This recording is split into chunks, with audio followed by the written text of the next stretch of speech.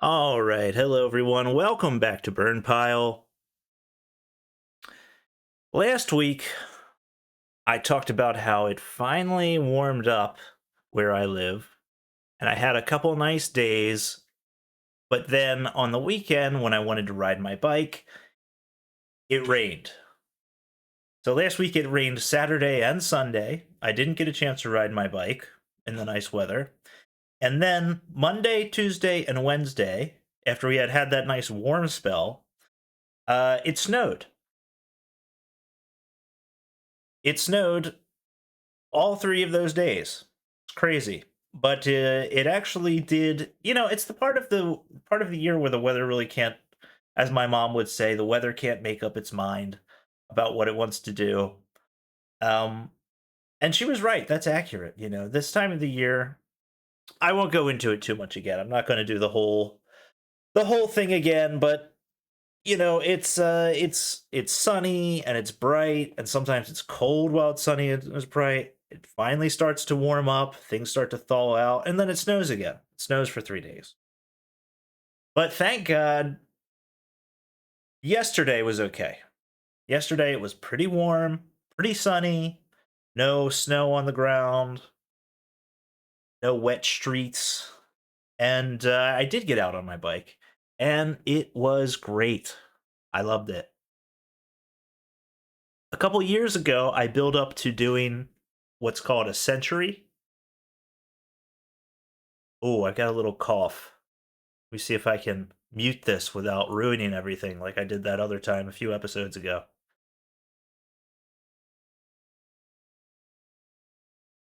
All right, I'll find out if that works or if I need to edit this whole part out. But about 2 years ago, I decided to do a century, and a century is a 100-mile bike ride. And I was kind of still recovering from a surgery that I had had at the end of the year before. So about 5 months after that surgery, I actually had a disc removed from my neck. It was horrible. I was in the hospital for a week. I'm still a little fucked up from it. My whole right arm is all weird. I have some nerve damage, but right after it, I had all this energy and I had all this enthusiasm. So I trained. I bought a slightly better bike than what I had. Not slightly better. I bought my first real bike, spent about $800 on it, and I was on it for a few months, and then I went and did 100 miles, which it's a lot to do 100 miles in a day if you're not a real athlete, if you're just some mid-30s retard. But I didn't go fast. I was probably 8.5 hours of cycling time, which is very, very slow. But I thought I would do that every year, but I didn't end up doing it last year. I was really busy with work, but I'm not busy with work anymore. So I think I'll do it again this year. I think I'll build up to it. So I was on my bike about an hour yesterday. Felt good. Good to be out on the bike, out in the sunshine. I think I mentioned last episode, but I have a much better bike now. I have a bike I spent about $2,000 on, which, if you're not a bike person, you hear these numbers and they sound insane. All of this always sounded crazy to me. I mean, a bike is a thing you buy at Walmart for 100 or maybe $200. With Biden's America inflation, maybe a Walmart bike is $200. And that to me was what a bike was. And I would kind of hear about these astronomically priced bikes, and I'd wonder what the hell people were doing. But as soon as I actually got a real interest in riding a bike, I looked into it and I saw why there were real bikes, which are maybe start at around 800 plus, and then go up. So a lot of people would say my bike that was about 2,000 US is really still very, very below entry level even. If you look at cycling YouTube channels, which you should not do because they will just make you feel poor and stupid. But if you look at cycling YouTube channels, There's one I really even like that's usually, you know, pretty normal and pretty like consumer advocate-y and tries to uh, tell people they don't need to spend that much. They were talking about a bike that was, I think, 3,500 British pounds, because I don't even know if there are American channels that do this. So it's a British channel. So that's what, I don't know, 4,000 something, 5,000 US. And they were calling that like, like a great, like, like entry level kind of like entry level to mid level bike. And they were saying how amazing it was you could get one at that price. And they would probably turn their nose up at my bike. No, actually, they saw a YouTuber using my exact bike, my $2,000 one, and they said they had no experience with it, but it looked okay. Anyway, cycling is very, very, very gay, and if you do it, you're a huge fag. But the things you like, you should just do them and not worry about being a fag. If it makes you happy, just do it. That's actually terrible advice. If it makes you happy, just do it. It's like, don't. If anyone ever says that to you, they're fucking with you. Well, anyway, let's get into the first story here. Got a pretty good one. And this, there's been a few times on this show where I've given a bit of a trigger warning if there's going to be something really, really upsetting. Now, I know that, like, maybe 3 out of 4 shows, 3 out of 4 shows on this channel, we end up getting to, like, male on male rape somehow. Whether we're describing what, like, a Protestant pastor did when he was a teenager to an 11-year-old boy, or what a Tibetan Buddhist, an American Tibetan Buddhist guy did to his married congregants, or even just a plot for a horror movie that's just a gay rape in my imagination. I know we get to those a lot, but I never give a trigger warning for that because that's just funny. But there are some things in this world that are so fucked up. Actually, before I get to this, I do want to address a comment I had on Bitchute for my last episode. Uh, I've had 2 comments on Bitchute because I upload these to Bitchute, as I've mentioned before. Um, and the audience on Bitchute, you kind of choose your audience, right? Like the YouTube audience isn't great. I mean, there's a lot of retards there. There, like when I had that Neil Gaiman video blow up. And by blow up, I mean it got 500 views before YouTube deleted it. That's not blowing up by any normal standard, but by the standards of this channel, that's a blow up. So when the Neil Gaiman video blew up, uh, I could look at the the number of views and see how long people watched, and 99% of those views were people clicking on and and then seeing it was a talking cat, and then watching for 3 seconds, and then clicking off. And then there'd be like 1 out of those 100 would be someone a little more than that, maybe 1 out of like 30, 1 out of 40 would watch for like the whole hour of it. And it had this huge number of dislikes. I mean, YouTube hides the dislikes from you, but the like to dislike ratio was like 30% or something. So like 70% of people were seeing the cat and being like, I hate this, and clicking off instantly. There was also a guy on my last video who was like an unironic pro Zelensky guy, and he says like, Zelensky's a coward. What? Because he didn't kiss Trump's ass? You don't want to have World War III, bro? Fuck you."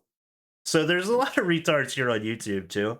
This guy, and then I clicked on that guy's profile, and his one upload, he's got like he filmed on his phone the opening of a Rob Zombie concert he was at for like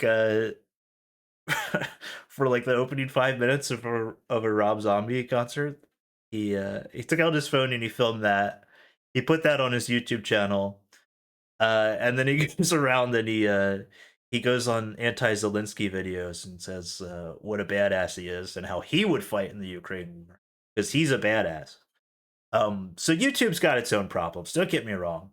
So I don't want to be too harsh on the BitChute audience, but I've got 2 comments on BitChute across the whole time I've been here, the whole time I've been uploading to BitChute, and the one on BitChute, it's I don't really remember exactly what the guy said, but he was sort of just he was just basically talking about the.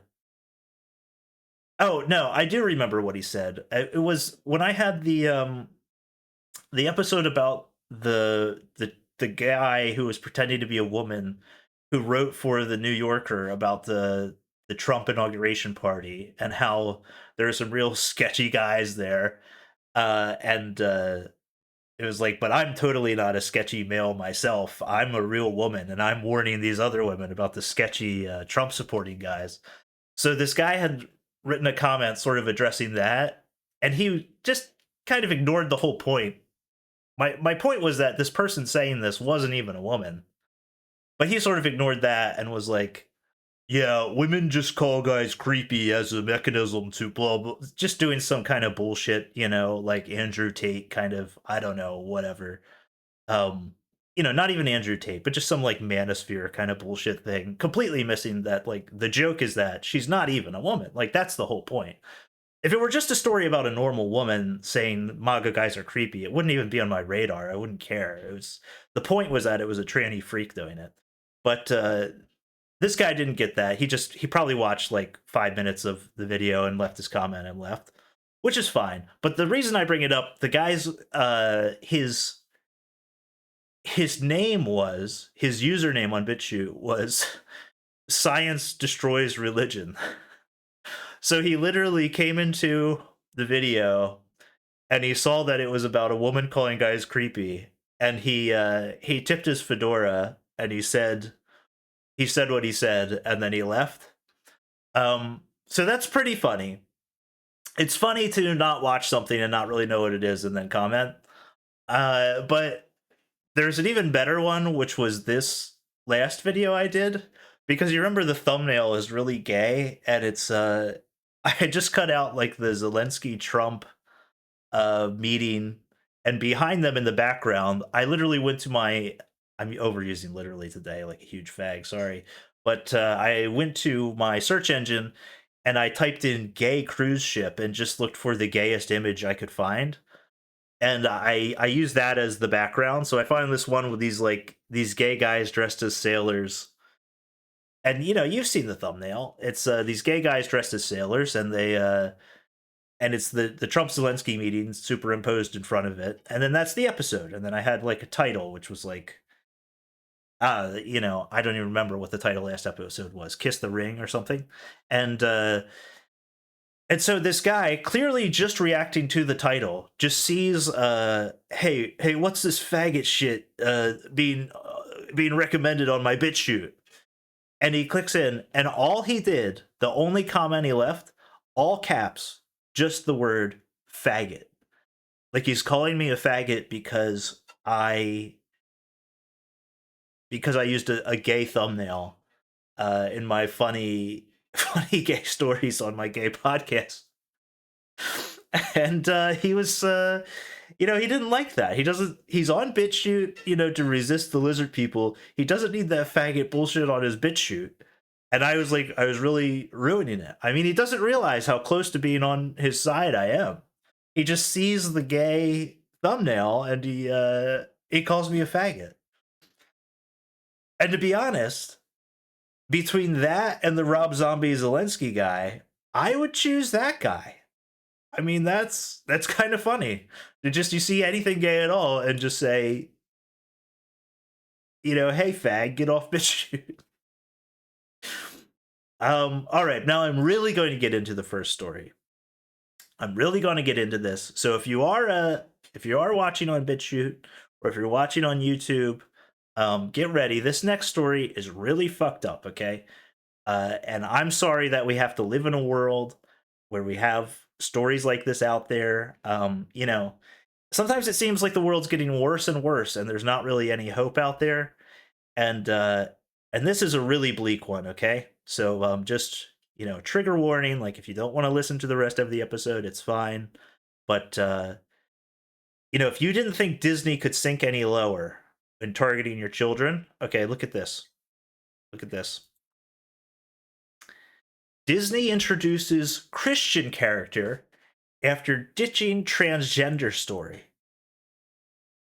Hey, Disney, what the fuck? I don't want my kids exposed to that.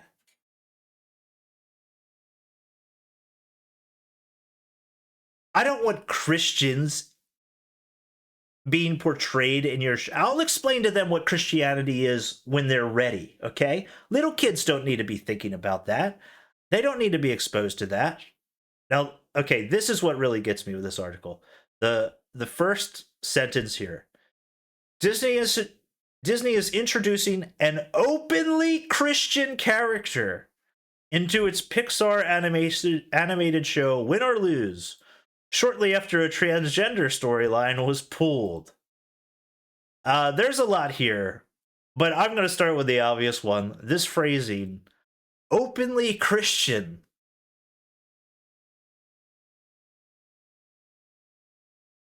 Disney's got an openly Christian character now. So I wonder, is this what we're saying now? Is this a thing? Has anyone heard this in real life? I mean, openly adjective. It starts with gay. I mean, because it used to be if you were gay, you were in the closet. And then it would be very rare to be openly gay. So we would say an openly gay something. And then stemming from that, you can have openly lesbian. And then there's openly transgender. Although I'll let you in on a little secret. 99.9% of transgender people are openly transgender because people have eyes. But just using this phrase openly Christian, it's just amazing to me. It's the first like mainstream usage of this I've ever seen. Like I think I've seen it like in tweets, like people kind of joking around or kind of exaggerating or kind of making a point. They'd maybe say openly Christian. But this is the first like mainstream. Like this is crazy. Are we really going to start saying like this is an openly Christian character? Or like, hey, look, there's Dan. He's openly Christian. Like, what is going on? We're saying that now. But anyway, it's so Pixar. I think I talked about it in an earlier episode. I don't know if it was Pixar or if it was another company. It was a Disney Plus show where there was this gross, disgusting tranny storyline, and it's like a show for like retarded babies, and which is fine. They all are, but it it was like a volleyball team, and it definitely wasn't Pixar because it was like hand drawn style, and it was a volleyball team, and they had a boy who was pretending to be a girl who wanted to play, and there was like this evil bitch of a coach on the other team who didn't want the boy to play with the girls, and they were like, no, like she's our sister and we're going to play. Like it was a whole thing. That episode got cut by Disney, and then the animators, somebody who worked there, like leaked it online, and I watched the whole thing. And let me tell you, when I saw that crude animation of a boy pretending to be a little girl, and all that empowerment and all that sisterhood and everything, I pounded off like you wouldn't believe. I shot the biggest load. It was awesome. So definitely go look for that one. Seek that out. Download that one. Um, but now, these fucking fascists over at Disney, they're cutting episodes like that. They're cutting out the transgenders from their Pixar shows, and they're replacing them. It'd be one thing if they replaced it with a closet Christian character. Now that, maybe you could get away with that.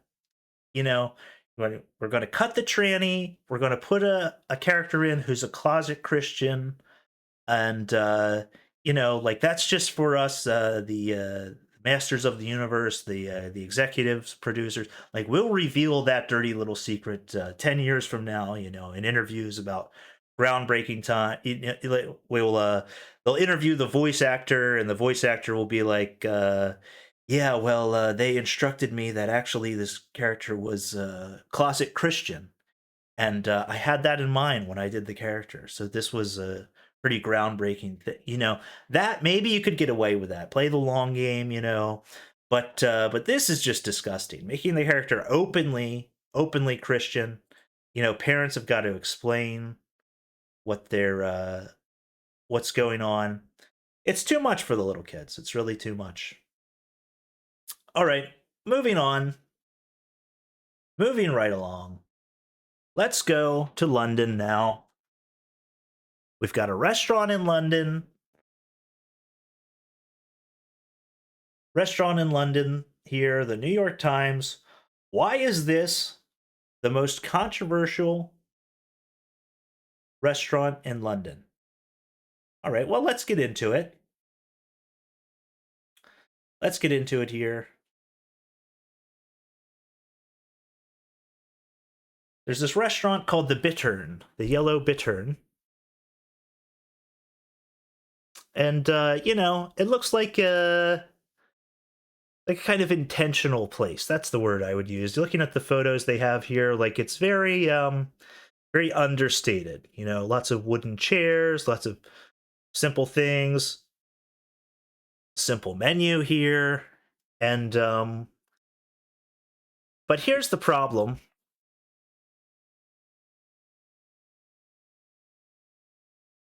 Okay, it's become controversial. Here's why. The Bittern is cash only and open for 2 seatings at noon and 2 p.m. only during the work week.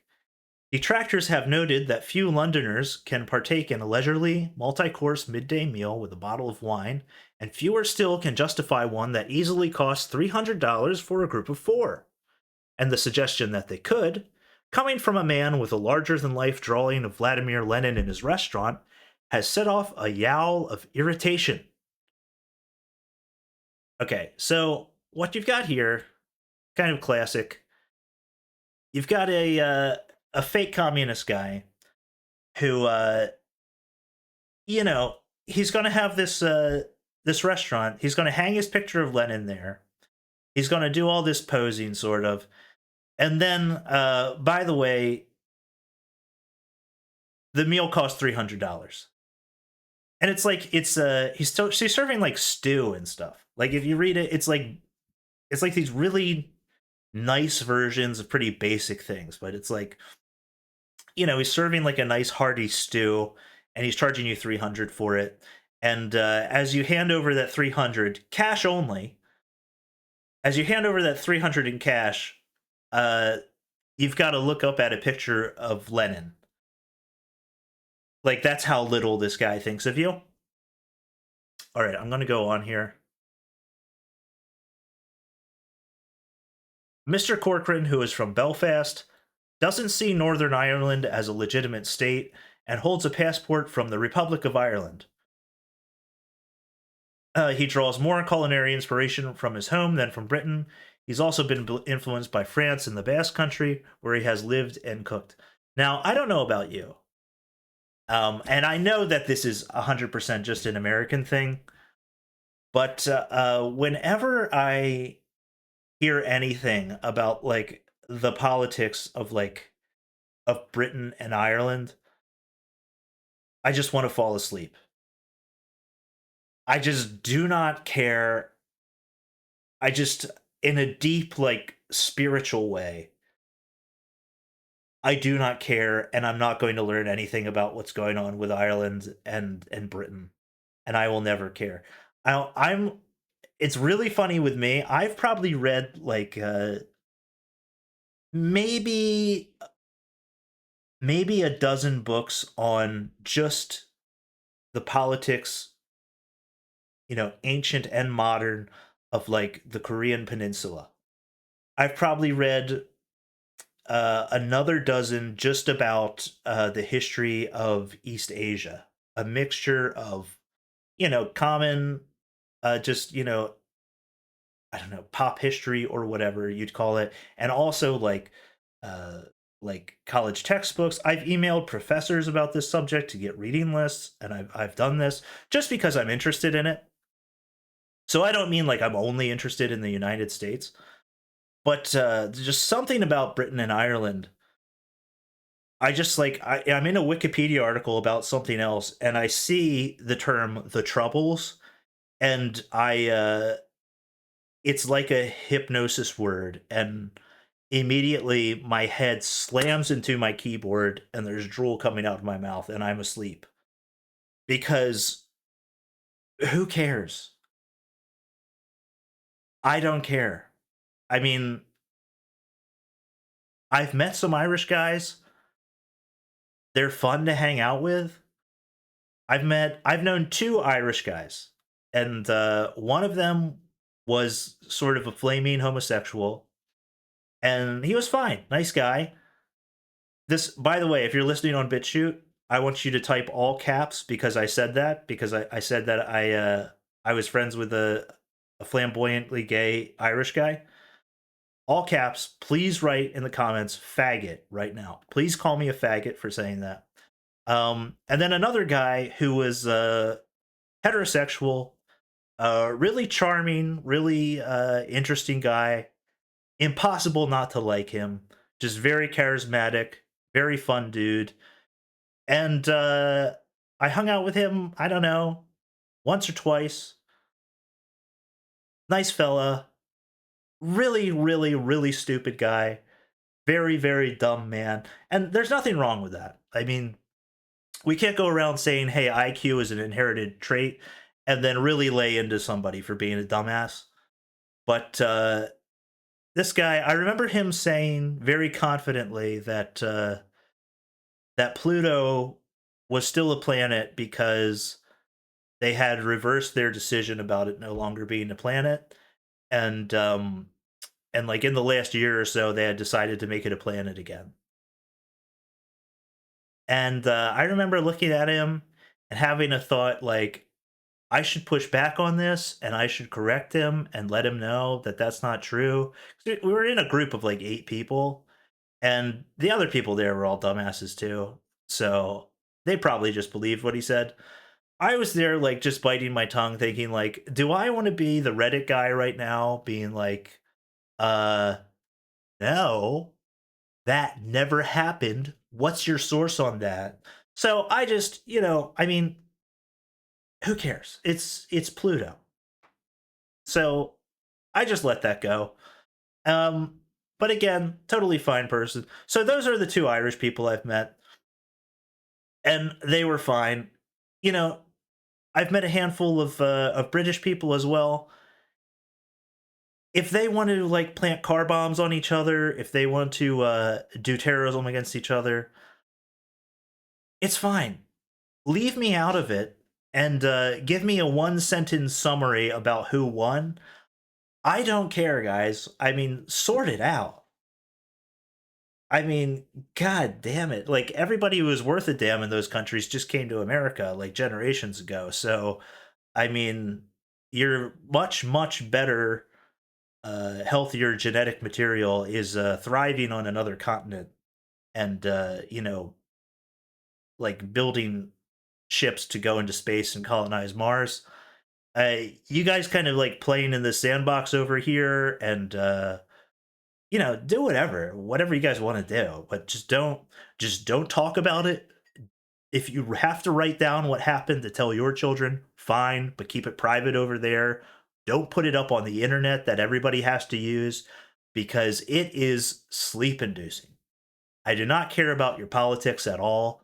So I guess if you're a pro Irish liberation guy, you're some kind of leftist or something because this guy is calling himself uh, a communist. He's hanging up a picture of Lenin. Now, maybe that's not true, but I will never know because I'm not going to look into it more. The point is, this guy, Mr. Corcoran, is charging you $300 for stew, and he wants Ireland to be free, and he loves Lenin. Okay, there are depths and levels to retardation, that can be reached on this planet, and it's amazing what's going on. So anyway, let's go. Let's go on here. There's more to read.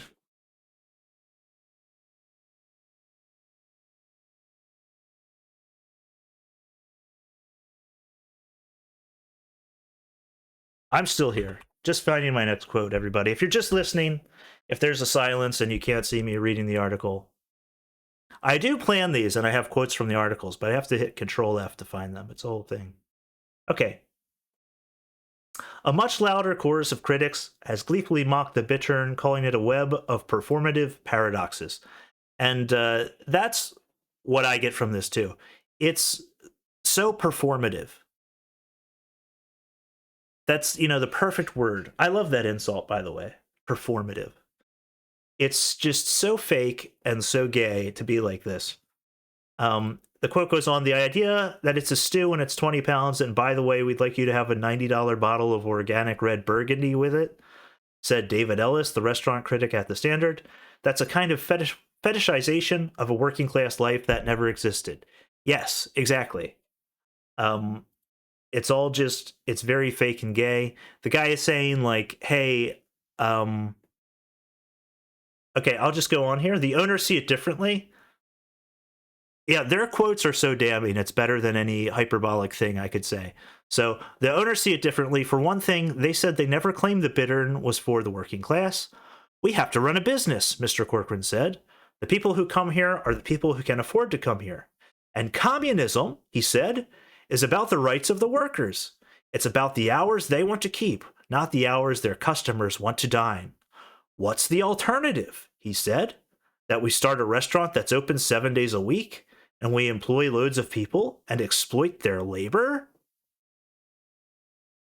Okay, so, all right, I bet you think there's nothing more to this story. You're like, Wizard Cat, it's just a dumb, hypocritical guy who, he is very, very entitled himself, but he's saying he's a communist, and blah, blah, blah. This guy's an idiot. Fuck this guy. But it gets good. I've got a little stinger here that's going to make it all worth it. And I want to thank you for coming on this journey with me, because we need to talk about his girlfriend. Okay. Lady Frances, 45, who also edits and publishes Luncheon Magazine. Luncheon Magazine. Kill yourself. Really. If you've ever read Luncheon Magazine, or you know what Luncheon Magazine is, and certainly if you work there in any capacity, kill yourself. Okay. Lady Frances, 45, who also edits and publishes Luncheon Magazine, is the keeper of the bittern's conviviality. A gracious and well-connected host and server, she makes sure that guests feel welcome as they sip and sup. Quote, to make a space that feels warm, for me, that's the height of this. But she has become an unwilling note of controversy. All right, listen to this. Because you couldn't make this up. If I were writing a story about a restaurant for the upper class, cash only, picture of Lenin, this is what I would put in as a joke. And then I would delete it because it's too ridiculous. But okay, here it is. Her father, Anthony Armstrong Jones, was the Earl of Snowdon, a renowned photographer, and the husband of Princess Margaret. Critics have used her pedigree to attack her and Mr. Corcoran, who is also her romantic partner. He thinks that's reductive at best. People pointing out, like, oh, the communist and the aristocrat, he said. That's a classic story. Lady Frances feels similarly. She has dreamed of helping to build a place where people feel welcome, warm, and satisfied. She acknowledges her wealth, but said that the focus on her family makes it seem as if I have no agency. So this quote-unquote communist guy, this quote-unquote Irish liberation guy, he's with a princess. His girlfriend is literally a princess. You walk into this shitty restaurant. They charge you $300 for a meal. You take out your cash that's got like the queen or whatever the fuck on it, and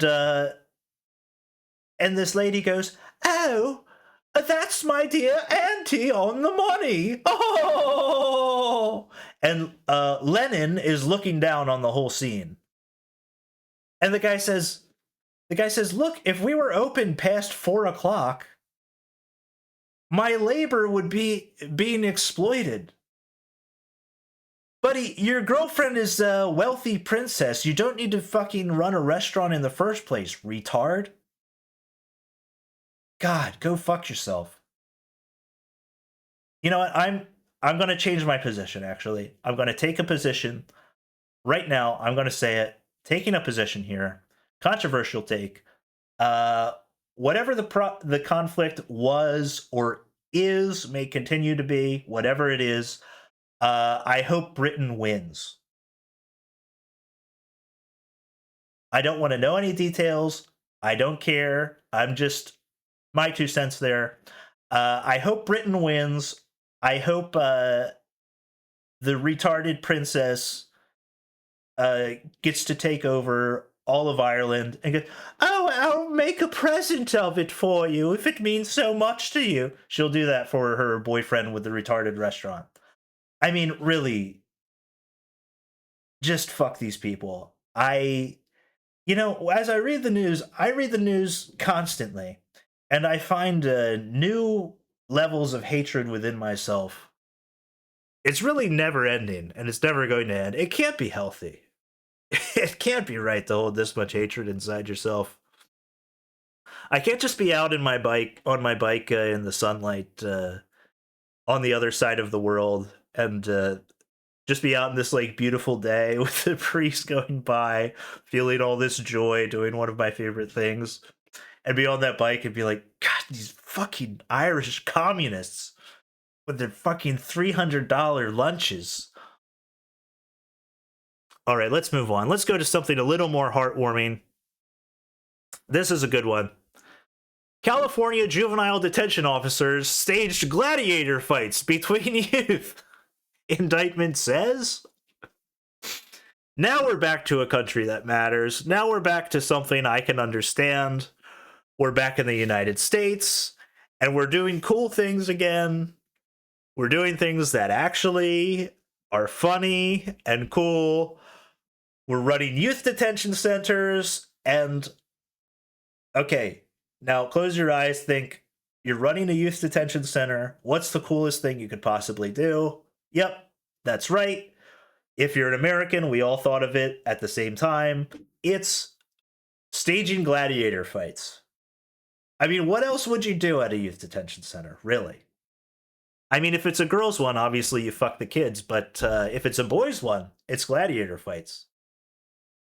And hey, depending on your proclivities, hey, who knows? Who knows? 30 officers at a Southern California juvenile detention facility have been charged for their role in facilitating so-called gladiator fights between youth and their care, the state's attorney general said Monday.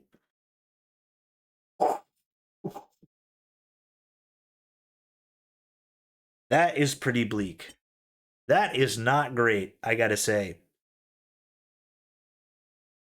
The investigation began after the Los Angeles Times first obtained and published footage that shows a 17-year-old being attacked by at least 6 other young people who come at him one by one as officers stand by watching. Some officers appear to laugh and shake hands with the participants in the beating. All right, do you want honor and chivalry in these boys or not? Okay? I mean, these boys, it's not like these guys were honor roll students and they're being corrupted. Okay? This doesn't have to be an entirely negative thing. These boys were raised a certain way. They're in a certain, dare I say, a culture of violence already. And shouldn't it be the role of an institution to familiarize boys who are familiar with a wild kind of street violence, familiarize them with institutional violence? Like this is how you become a productive member of society. You want to beat people up? You can't just beat up. You can't go do the knockout game with grannies on the streets. That's not a good outlet for your rage. What you need to do is come to the gladiator fights. Be a star in the gladiator fights, okay? You're going to start small. We're going to start in this facility. All right. Now you're a big kid. I'm going to send them in one by one. 6 guys, okay? 6 guys. You take them on, and we'll see. You could go places. I mean, can you imagine watching this, standing around watching this, and then like watching a 16-year-old kid beat the shit out of a 17-year-old kid, and then they get up and you're shaking both their hands. You've got your detention guard uniform on, and you're like, that was a hell of a show. That was a hell of a show, lad. That was, you're going places, kid. Okay, those kind of beatings. We're talking in a few years, maximum security. That was a maximum security showing. That beating right there. That kicked ass. All right, let's see. The indictment singles out 2 probation officers who allegedly told staff members ahead of time that fights would occur, and quote, they were not to say anything, write down anything, and just watch. Well, apparently that didn't work. Somebody talked. It also alleges one of the officers told the youths involved to, quote, refuse treatment when they went to medical to get treated by nurses. All right, listen. Nobody's going to talk about this, okay? Don't write anything down. Hey, listen. Tonight, come here. Come here. Hey, I know you're new here. Tonight it's gladiator night. Tonight's gladiator night. We got a few of the boys together. We're going to do an arena style. Now listen, don't write anything down. Don't write anything down. And you boys, hey, if you get hurt tonight, you better not go to medical. Don't be a fucking pussy. Okay? God, America does just kick so much ass. It's so much better than every other country, and it's not even close. It's just not even, like, our scandals are better. Everything that goes on is more interesting. This is why Americans don't know anything about the rest of the world. It's because the rest of the world sucks ass. It's just, like, their scandals are barely scandals. Like, everything sucks. Everything's gay. All right. Okay, let's move on. Let's keep the theme, though. Let's keep the theme of children being exploited. Because that's a good theme. Okay.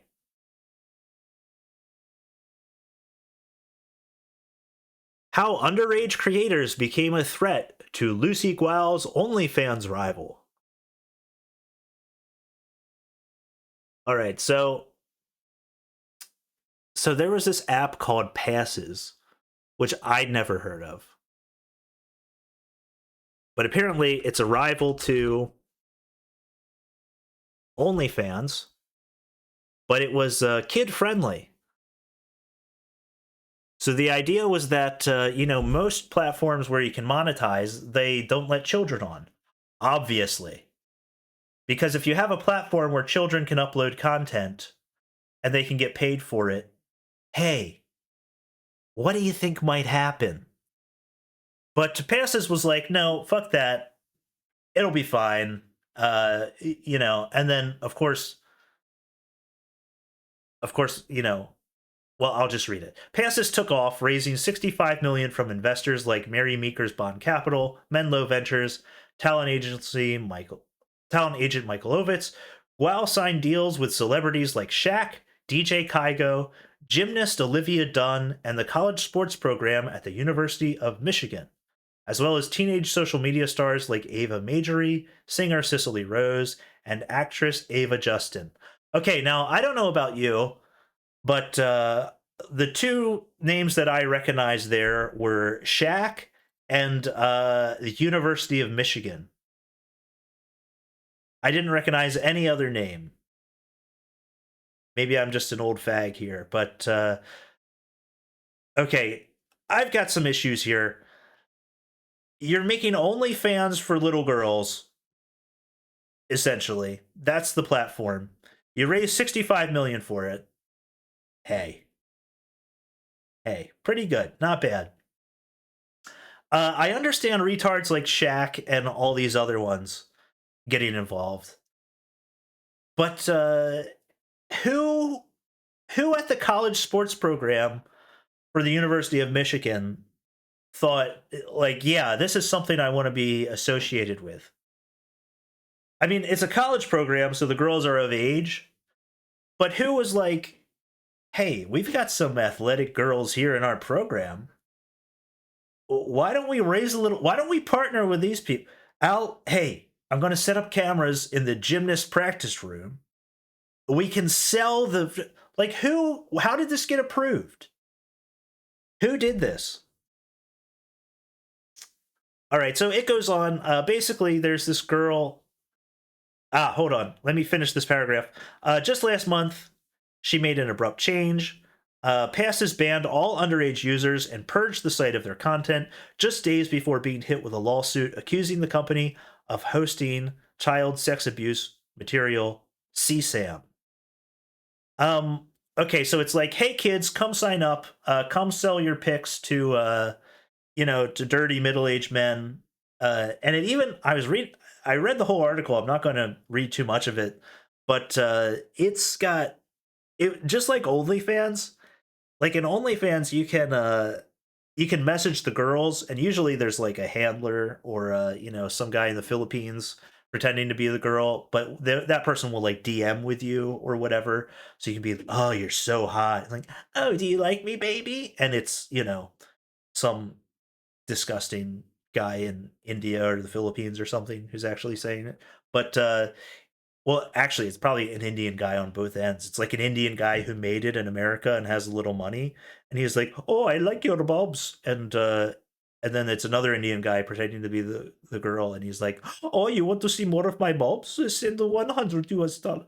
But it was the same as that. It was like you can message so there's like a 15-year-old girl, and she's got like a picture of herself in a bikini. It's like nothing illegal because you go out to the beach, you can see that. But and then it's like, oh, you want to message with me? It's like $25 or something. I mean, it's insane. It's absolutely insane what was going on. Um, but this one's really funny because this Lucy Gual lady, she was a Forbes 30 under 30.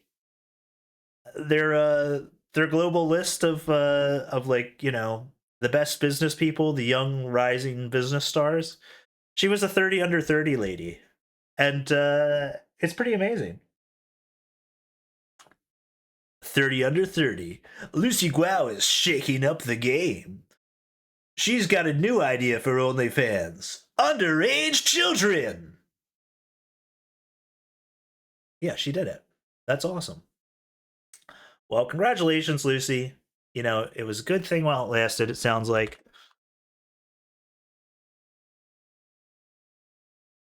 All right, I'm going to read a little bit more here.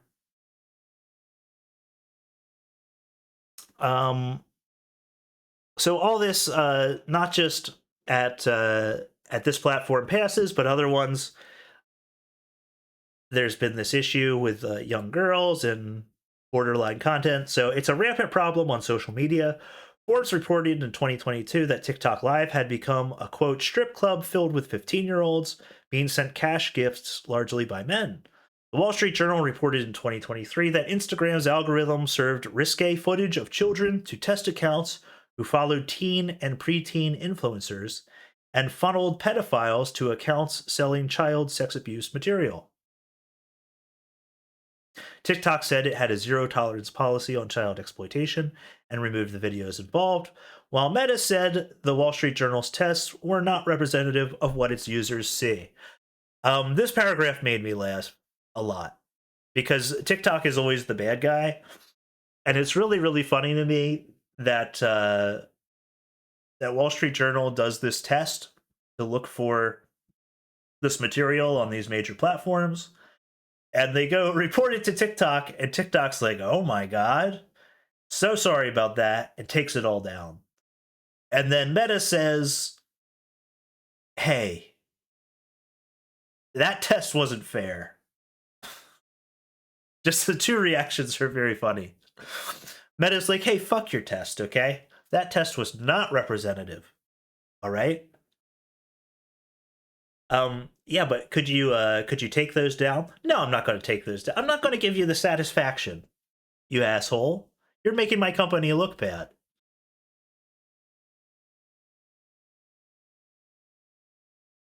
All right.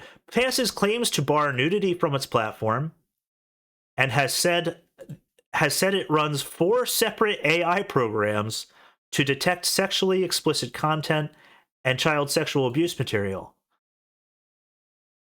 So this one, I highlighted this one because it was really funny. They're like, listen, we use 4 separate AI programs. Okay, so it's like you get a sexy picture and you upload it to ChatGPT, and you're like, uh is this an underage kid or is this too sexual? And then you upload it to like Grok and 2 other ones, and you're like, hey, is this fucked up or not? That sounds like actually. I mean, I know they have a script to do it or whatever, but that's a fun job. Just be like, no, I don't know. ChatGPT said it was fine. But anyway, yeah, fuck these people. I mean, it's all the same thing.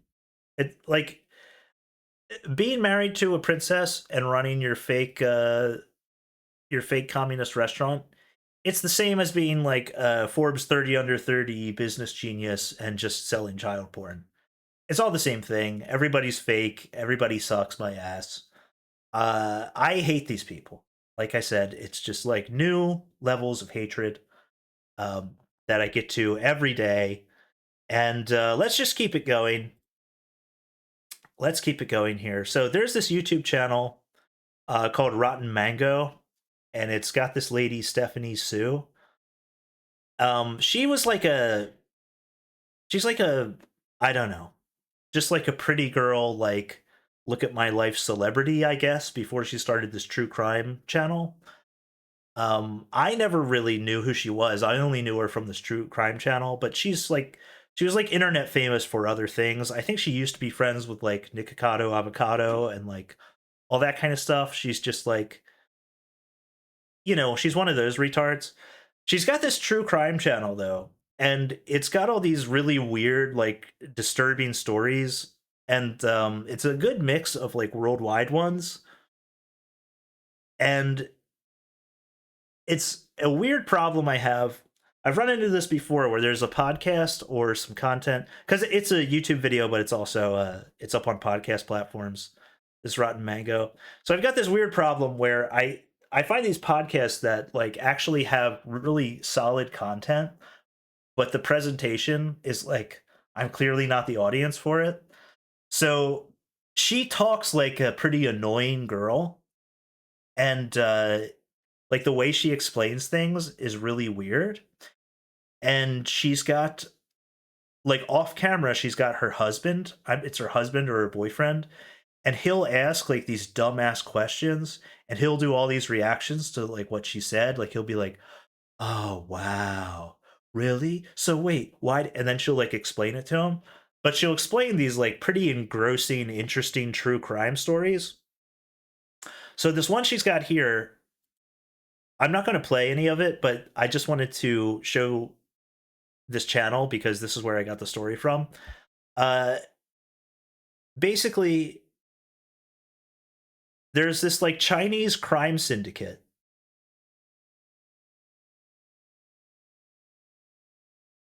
and they're taking women from Thailand and promising them a lot of money to go be surrogate mothers in Georgia.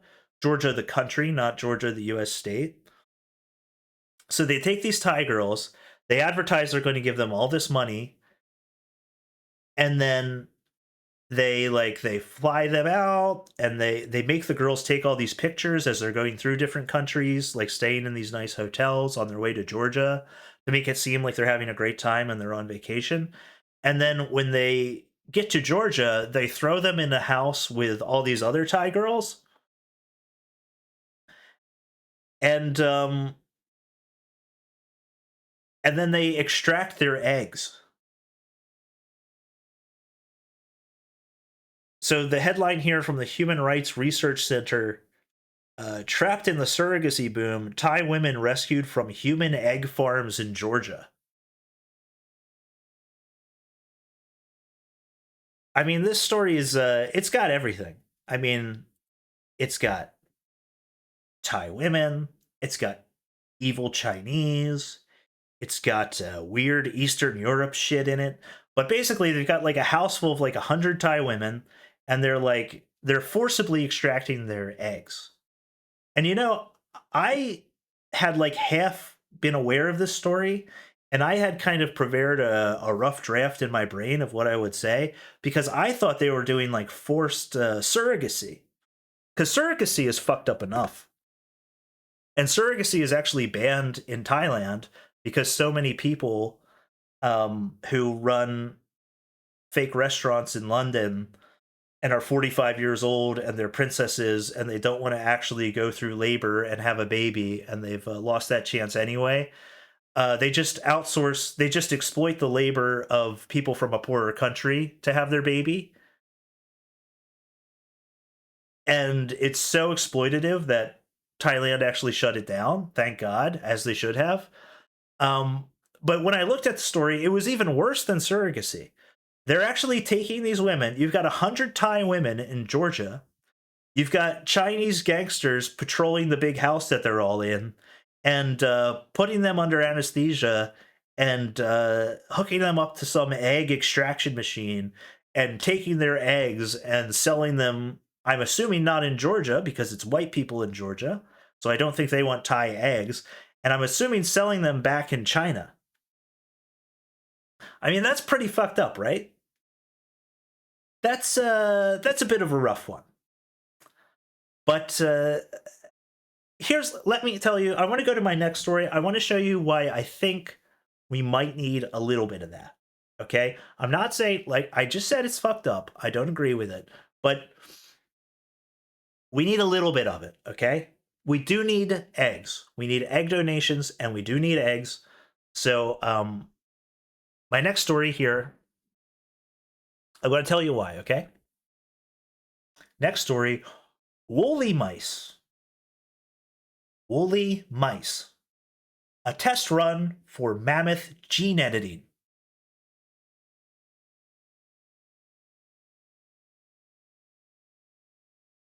On Tuesday, the team behind the plan to bring mammoth like animals back to the tundra announced the creation of what it is calling woolly mice, which have long fur reminiscent of the woolly mammoth. The long fur was created through the simultaneous editing of as many as 7 genes, all with a known connection to hair growth, color, and/or texture. But don't think that this is a sort of mouse-mammoth hybrid. Most of the genetic changes were first identified in mice, not mammoths. Blah, blah, blah, blah, blah. Okay, so here's the thing.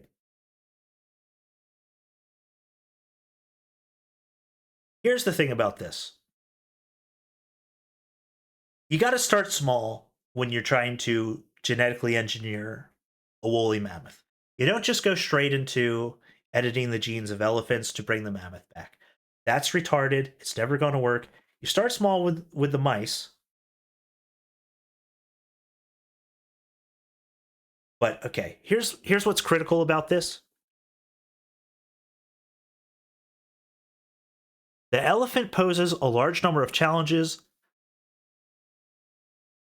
Quote, the 22-month gestation period of elephants and their extended reproductive timeline make rapid experimental assessment impractical, the researchers acknowledge. Further, ethical considerations regarding the experimental manipulation of elephants, an endangered species with complex social structures and high cognitive capabilities, necessitate alternative approaches for functional testing.